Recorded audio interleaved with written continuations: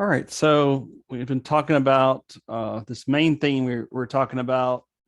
We decided to give a little break to figures of speech, in which I'm gonna try to do that in a extra video for you all. I hope I get to do it this week. And but I switched to talking about the authority of the Bible. How does the Bible authorize?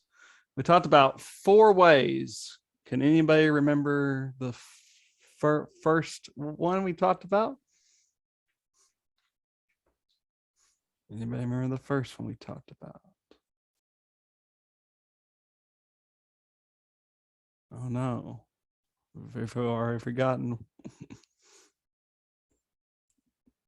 Direct statements. And we talked about under that a subset like hortatory statements, interrogative statements, conditional statements, commandments. Okay. And then our second one is going to be this: accounts of action in the Bible. Now, what do we mean by accounts of action? Well, we're asking this question: how do we know whether or not an account of action is still binding on us today? Okay, that's the question that we're really going to be dealing with. And so to define what an account is, it's a description in the Bible of what some individual or group did. So when we think about in regards to the Old Covenant, can an account of action in the Old Covenant or the Old Testament be binding on men today? Now, when we think about the specific details of something, well, of course, we realize the Old Testament has been done away with. Now, I want to point out something that's probably pretty interesting to y'all, and this is where you're going to use your skills that we've learned in hermeneutics thus far. Okay, so we've gone through a lot of these scriptures over and over again. But I want to go to Zechariah. Let's go to Zechariah chapter 14. Zechariah chapter 14, everybody. I didn't put it on the slides, and I'm sorry for that. I want y'all to see something interesting.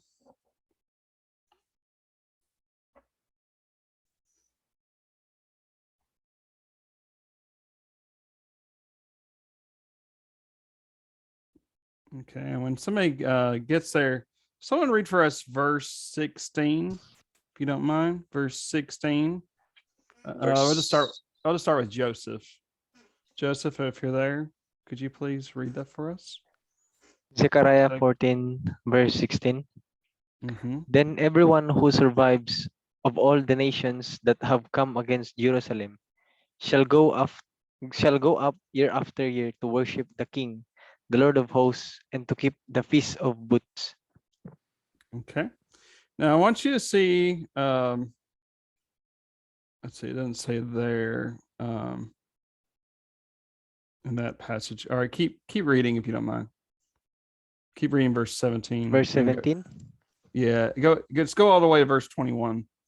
If they all right. Okay, sir. Verse 21. And every pot in Jerusalem and Judah shall be holy to the Lord of hosts, so that all who sacrifice may come and take of them and boil the meat of the sacrifice in them. And there shall no longer be a trader in the house of the Lord of hosts on that day. All right. Notice it says in that day. Look at verse 20. Do y'all say that phrase in that day? Yes, sir. On that day. All right. Let's just go up a little bit back. This is very interesting. If you go up to look at verse 9. Someone read verse 9 for us. Larry, if you don't mind. I guess I'll let Larry read that. Sir, Brother Larry's not yet here. Oh, okay. All right, Joshua.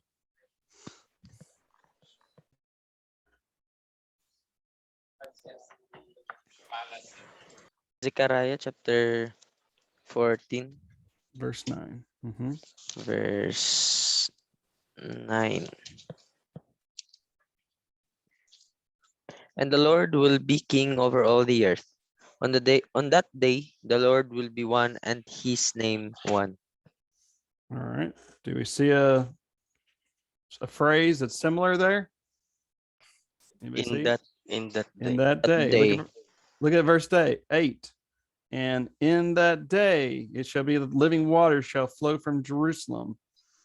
Now go to chapter 13. Let's all go over to chapter 13. Look at verse 1, everybody. Oh, very interesting. We've read this verse before, haven't we? Cedric, would you read that? In that day, a fountain shall be opened for the house of David and for the inhabitants of Jerusalem for sin and for uncleanness. All right, I think y'all can kind of get an idea of that is a, you think that's talking about a 24-hour day? Anybody thinking that's talking about 24 hours? No, sir. No, it's a prophetic, it's Yes. prophetic. We have it prophetic literature, and we're also using what principle of everybody? What principle are we using? Consistent It's consistency of of language. Now, it's just not here. It's found all throughout Zechariah. And whenever you're gonna find that, he's prophesying concerning. Does anybody know what he's prophesying concerning? Anybody want to guess? Jesus, the living water. Yeah, the Messianic age. Yeah. So this is going to occur during the Messianic age at some point. Okay. So I got a question for you now that you have come to that conclusion. Go back to Zechariah 14, verse 16 for a moment. Zechariah 14, verse 16. Does it say we're going to keep the Feast of Tabernacles? Yes, sir. Wait a minute. Wait a minute. I thought wait a minute. I thought we weren't under the Old Testament. We're not under the Old Testament, are we? We're in New Testament, Okay. New Covenant. But the Feast of Booths is under the Old Testament. When- How do we reconcile this? When Jesus was still alive, that the time is under the Old Testament. Well, I want to tell you all something that's very interesting about the Old Testament. See, when you have to recognize who's the original audience of the Old Testament? Israelites. So the prophets have to speak in their language, so to speak, right? Did they know what the Feast of Booths was or the Feast of Tabernacles? What was Yes, someone sir. tell me what was that exactly? And what was the Feast of Tabernacles?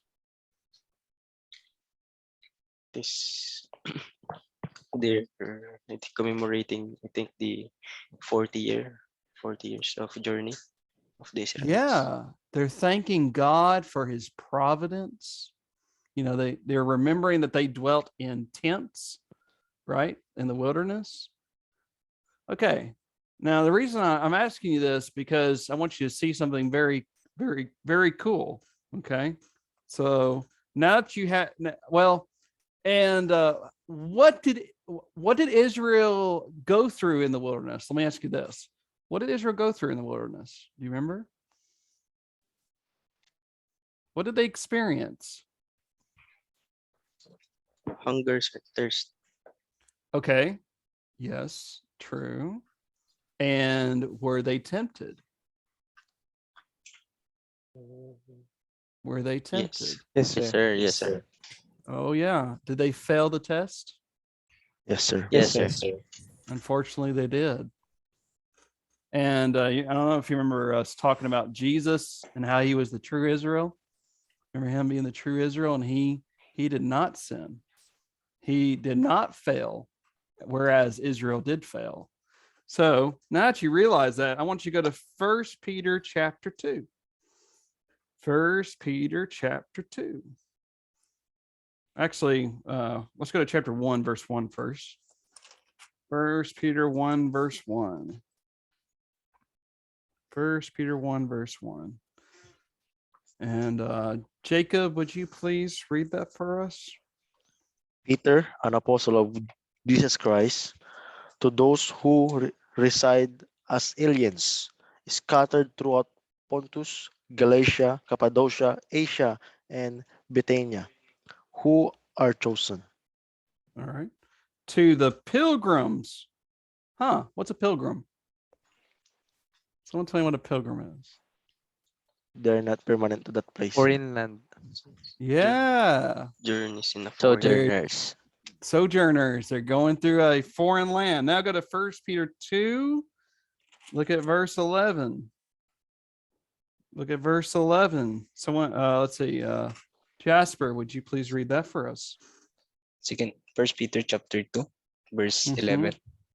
Beloved, I beg you as sojourners and pilgrims obtains from freshly last which war against the soul. Ah. Are you a sojourner? Are you a pilgrim? Yes, sir. Yes, From sir. this. Spiritual. Are you having to war against the fleshly lust? Yes, sir. Yes, sir. Aren't we all going through this wilderness? We're on our way to the heavenly rest. Yes, sir. Yes, sir. Yeah. So, am I, in a sense, keeping the Feast of Tabernacles? In a sense, am I keeping the Feast of Tabernacles? Yes, sir. Yes, sir. I am. That's how you have to look at this. You see the type and the antitype. You see the shadow, you see the substance. Just like if somebody were to ask me, well, Shane, do you keep the Passover? In a sense, I do. You know how? How do I keep the Passover?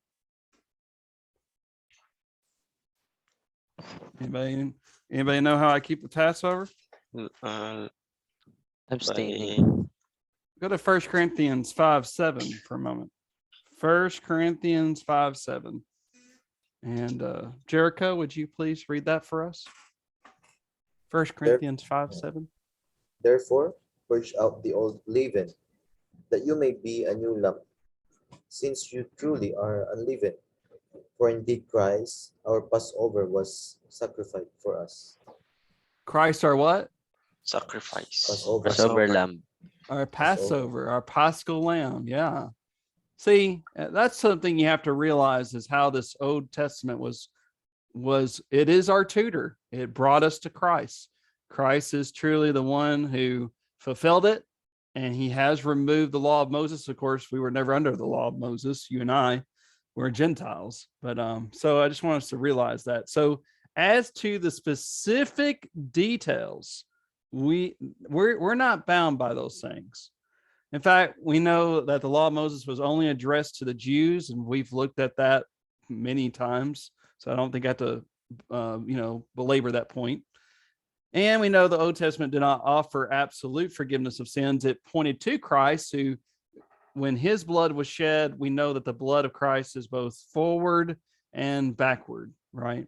So that's something we need to recognize. Sir. Now, Sir, you got, yeah. I have a question, sir. Sure. right. Sir, how about the fasting, sir? Can we also practice it, sir? Yes. Mm-hmm. You can. Okay, sir. Thank you, sir. And the reason I say that is in fact, that's a good example because we can come back to this. Go to Acts 13 for a moment. Acts 13. Go to Acts chapter 13. They fasted. Let me Jacob, since you asked the question, why don't you read for us verse 3? And if I give all my possessions to feed the poor. Sorry, Acts 13. Acts. Sorry.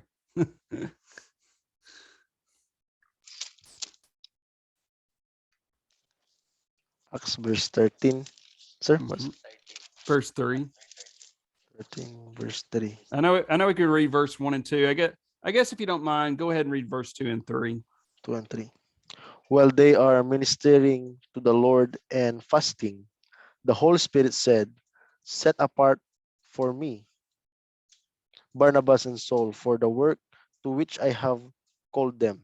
Then, when they had fasted and prayed and laid their hands on them, they sent them away.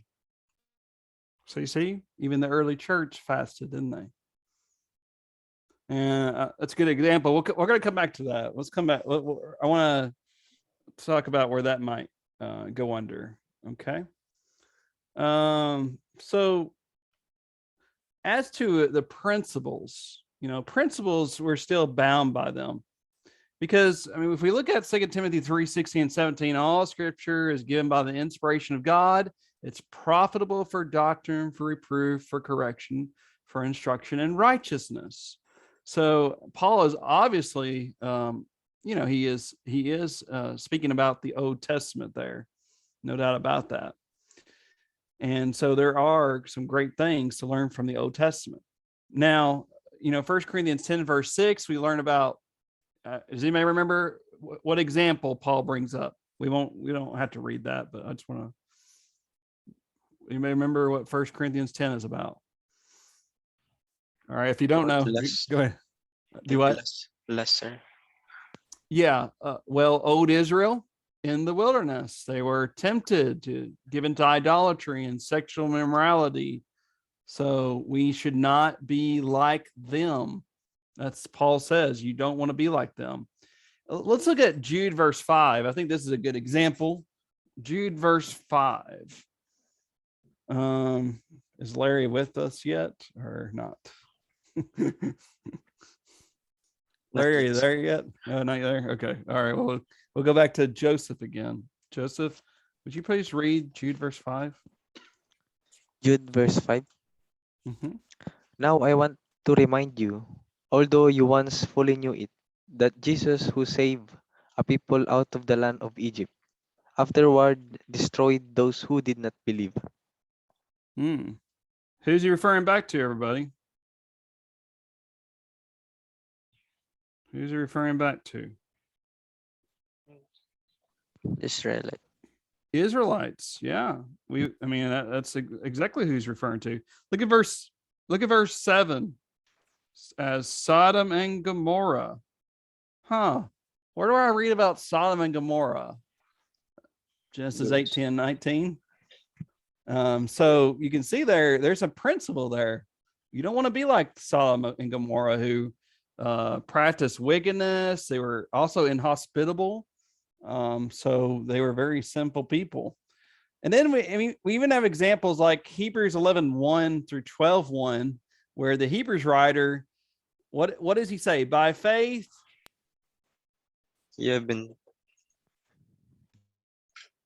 by faith, such and such did this, right? By faith, Noah moved with godly fear, prepared an ark for the saving of his household. You got Abraham, you got Joseph, you got Jacob. I mean, where are those found, everybody? In the Old Testament. Yeah.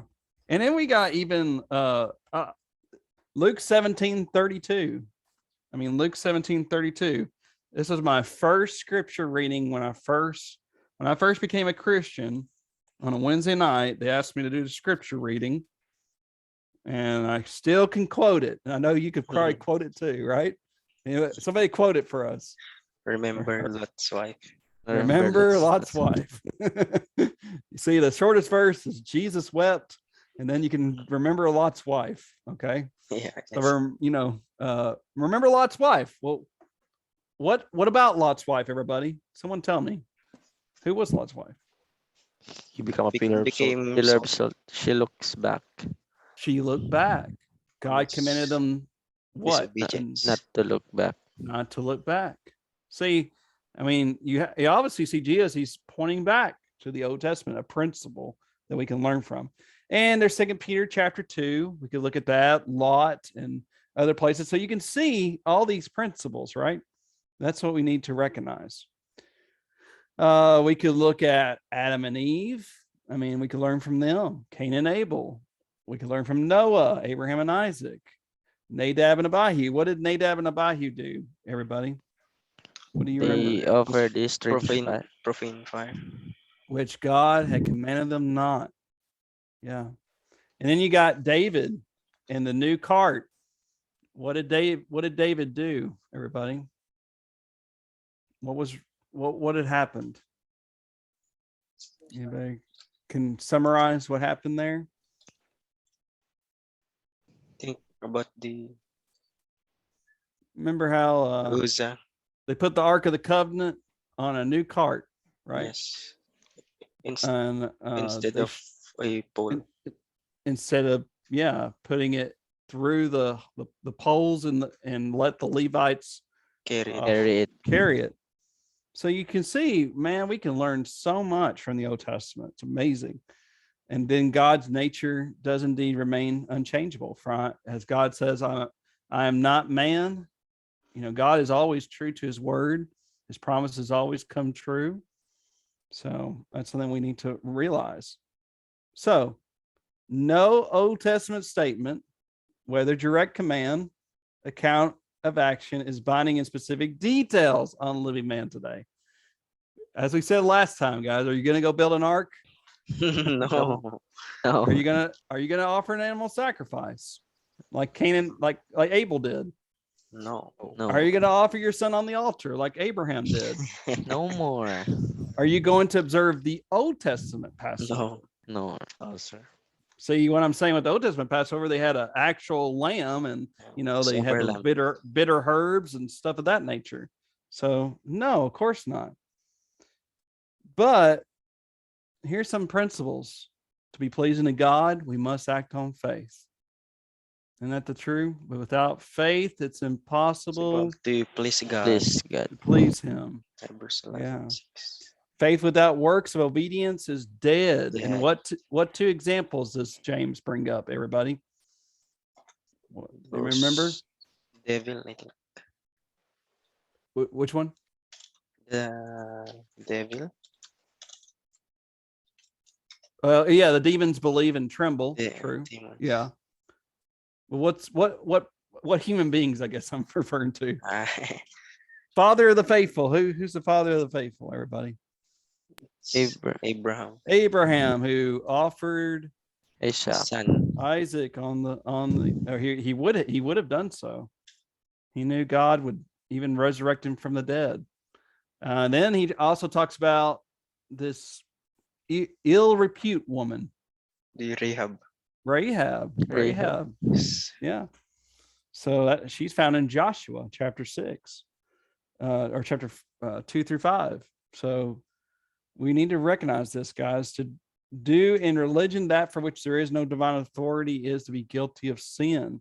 I think about Jeroboam a lot. 1 Kings 13, he actually established an altar in Dan and Bethel because he did not want people to go to Jerusalem because they might turn back. So he changed the laws of God. And he was, if you read 1st and 2nd Kings, it's really interesting how much it says Jeroboam caused Israel to sin. You ought to count how many times it says that. It's really interesting. All right. And then one is responsible for what he does through another. I think about the principle of agency, right? Who ultimately was responsible for Uzziah's death? Uriah. David. David was the ultimate agent in that. So you see, there's just so many principles we can learn, guys.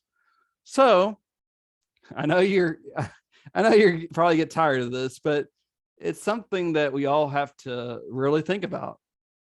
Are all accounts of action in the New Testament? Now we're talking about the New Testament. Are they binding on men today? Are some accounts in the New Testament binding on men today?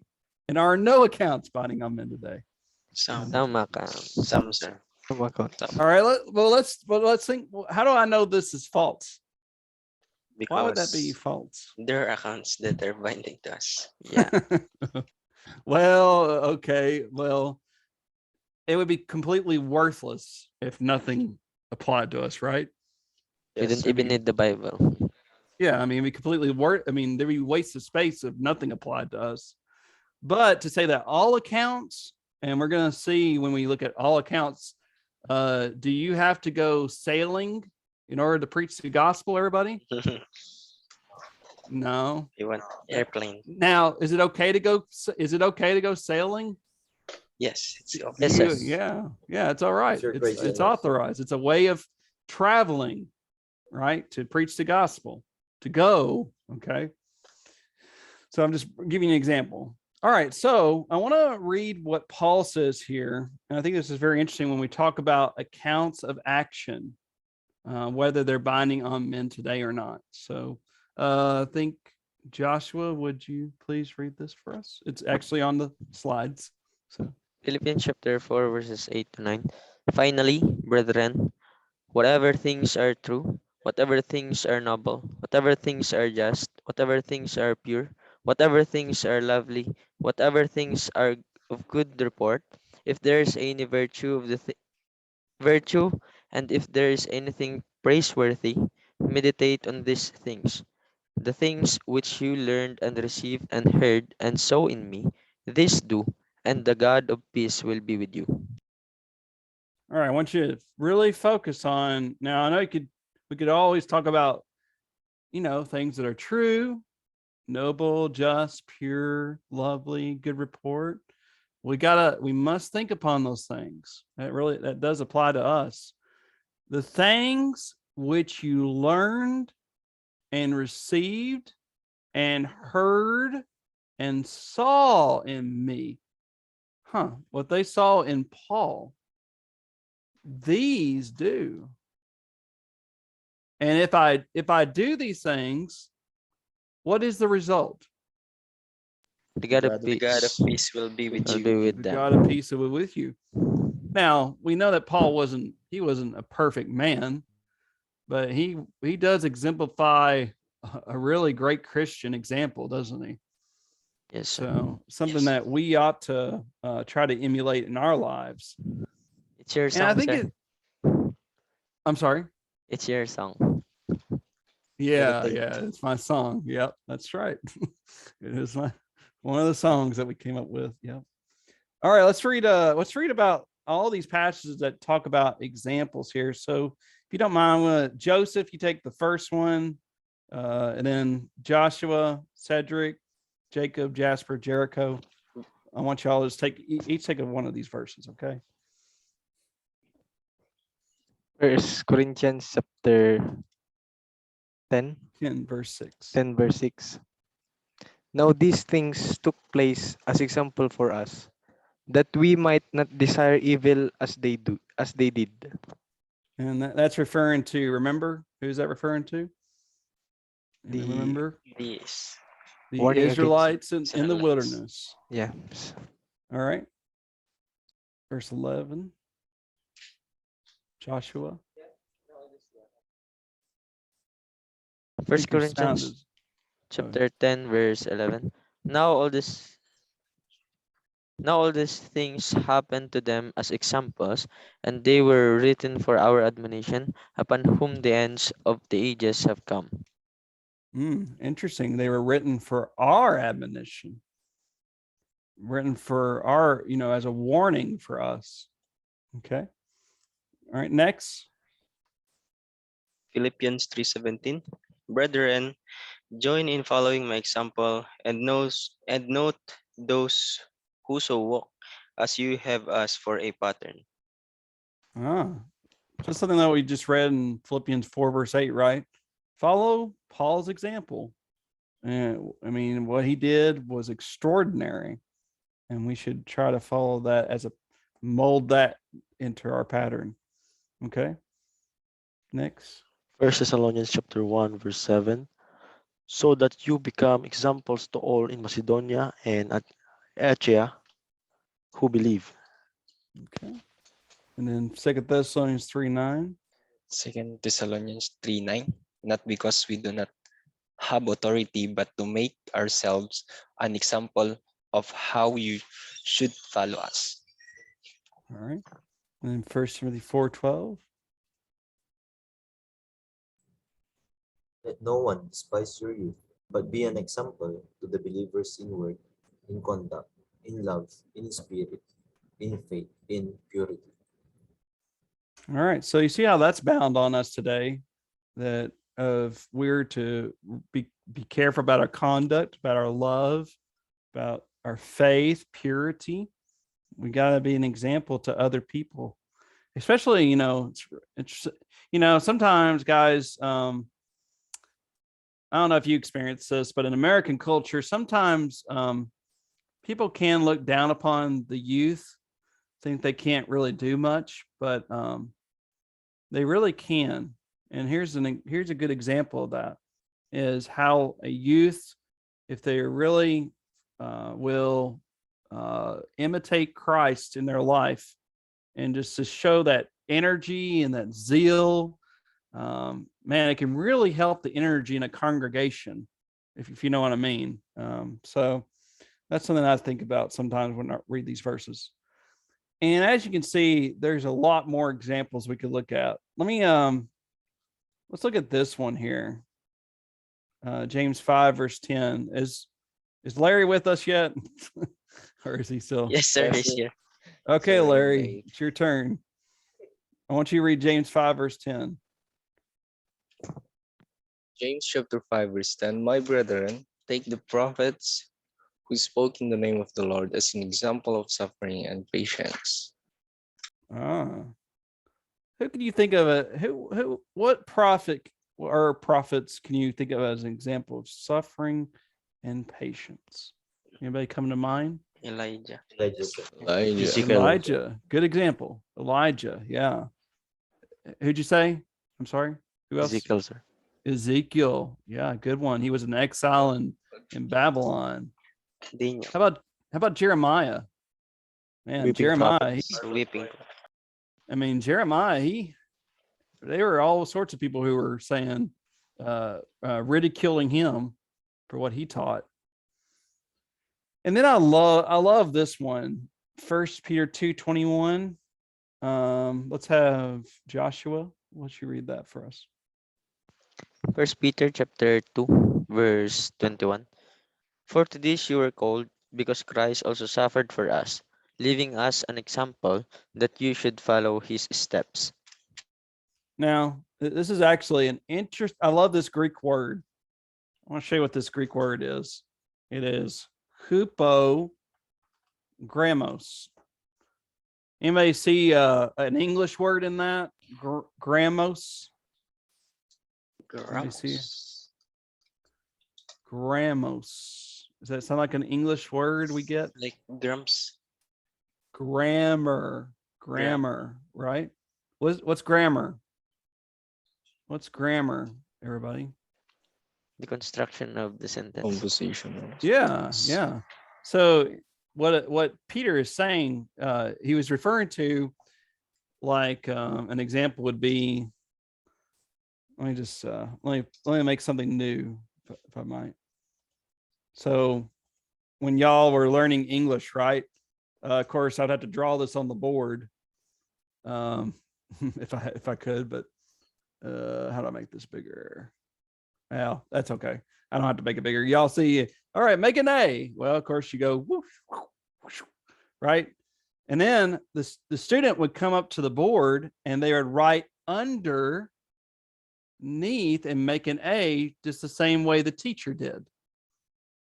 So can you see how Christ is the example of suffering, and we ourselves follow the example of Christ?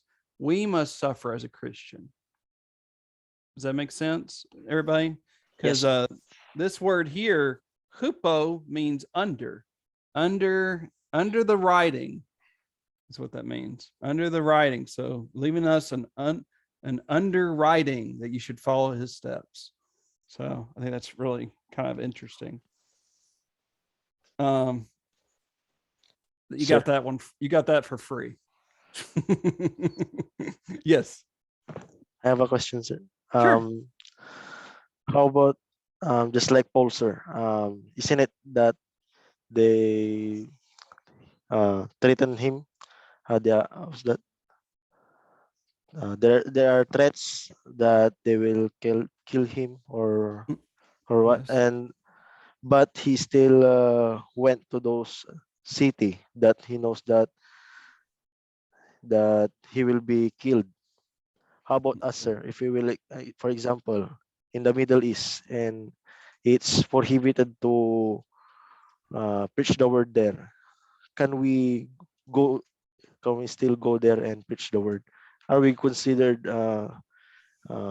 If we will die, are we be considered to be righteous or suicide? Suicide. I completely understand what you're saying.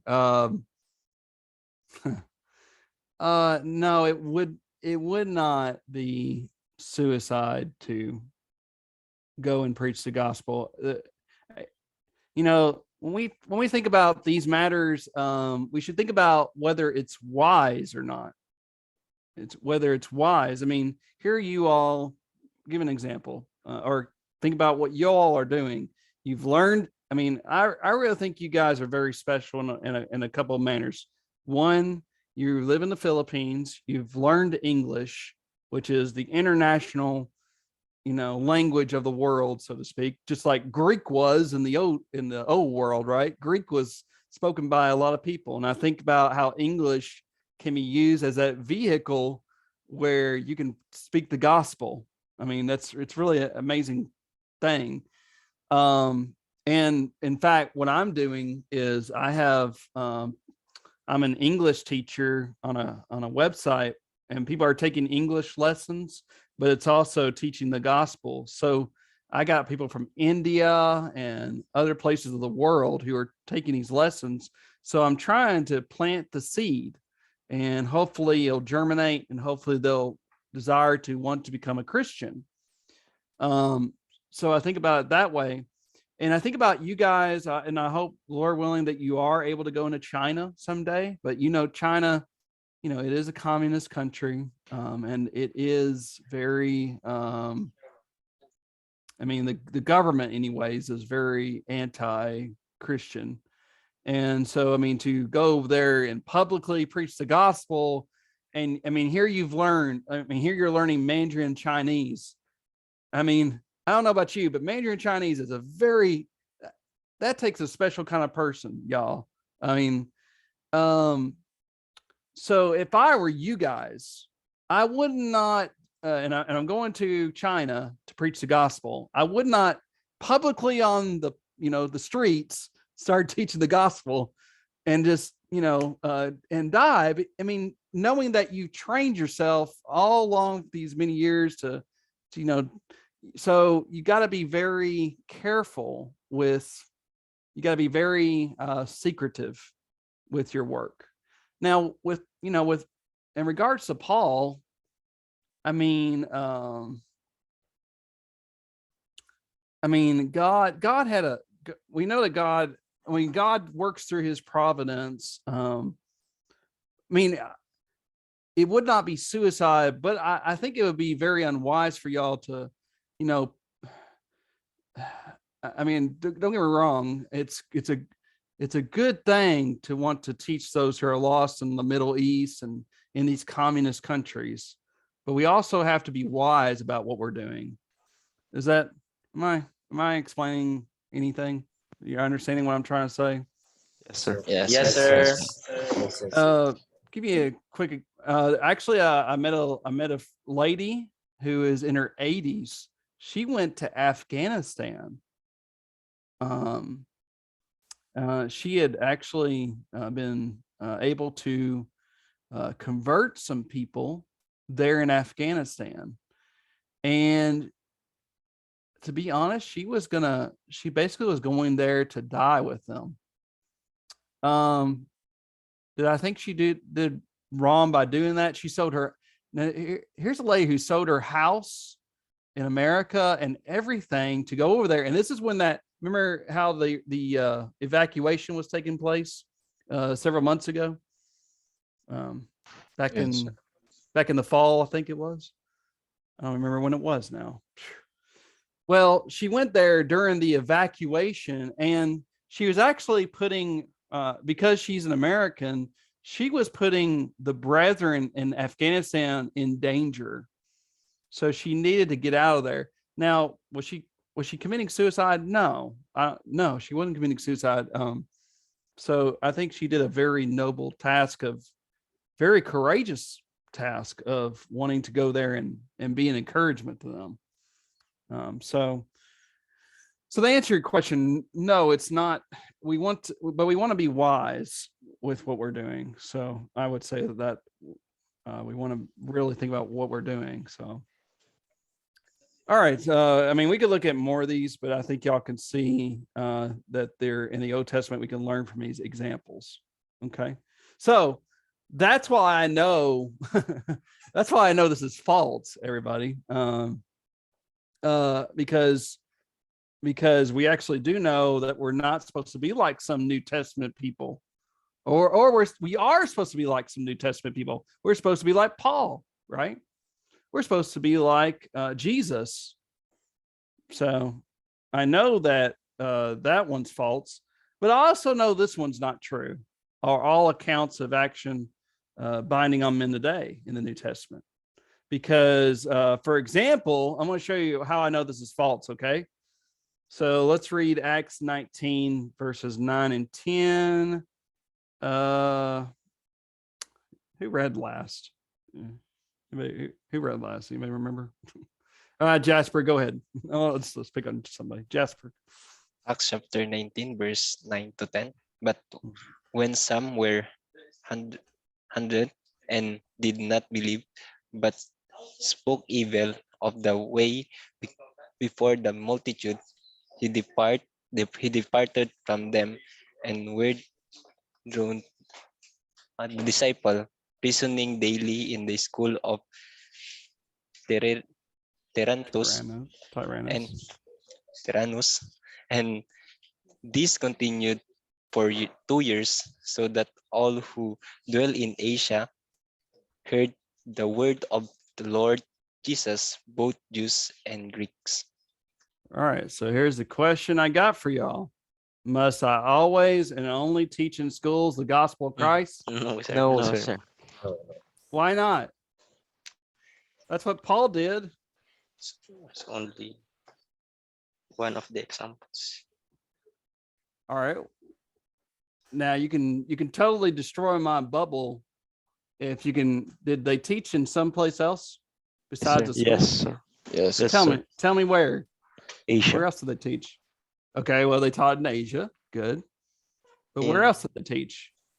Where was Lydia at when Paul taught her? Macedonia. Macedonia, sir, in Europe. But where was she besides? Is what I'm asking. Phil Oh, By a River. river. I don't think that river is a school, right? River bank. The early church, it says they met in Solomon's portico. Well, that ain't it. The school, that's not a school. So if I can find another example where they taught, then it's not only just being, teaching only in a school, right? All right. And I think about this example too. Acts 1:13. So I think we're on Jericho. Would you read that? Acts 1:13. And when they had entered, they went up into the upper room, where they were staying. Peter, James, John, and Andrew, Philip and Thomas, Bartholomew, and Matthew, James, the son of Alphaeus, and Simon the Zealot, and Judas, the son of James. Okay. Now, and even in Acts 20, remember in Acts 20, they met in an upper room too.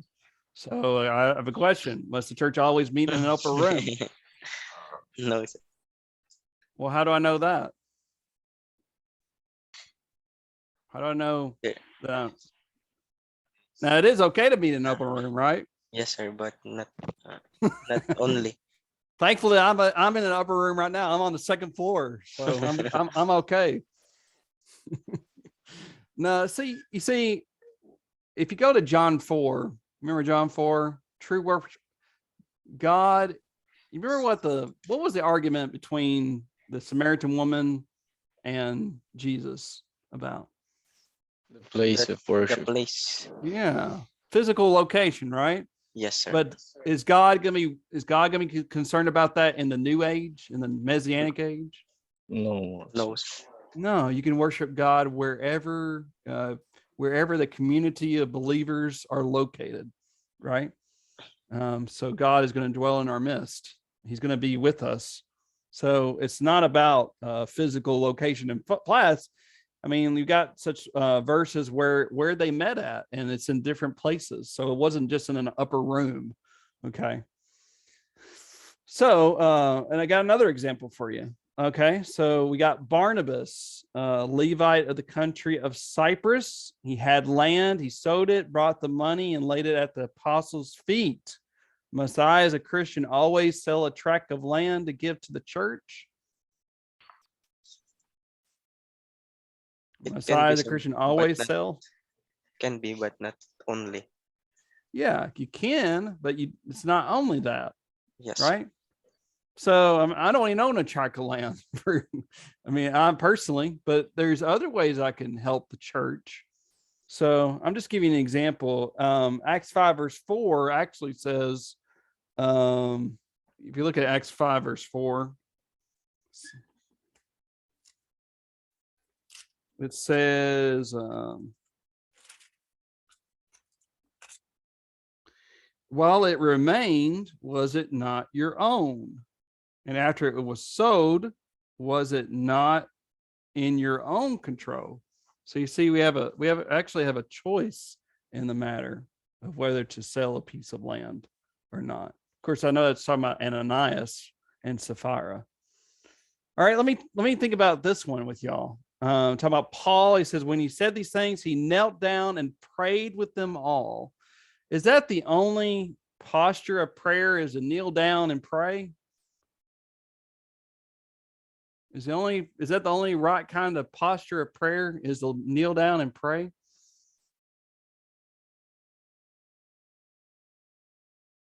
Y'all are very quiet.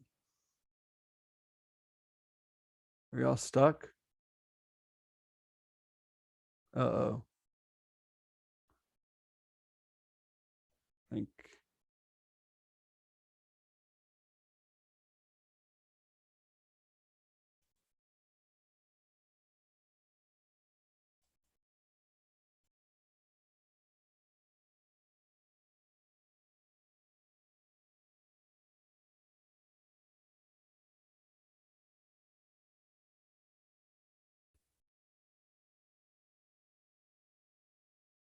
everyone not here.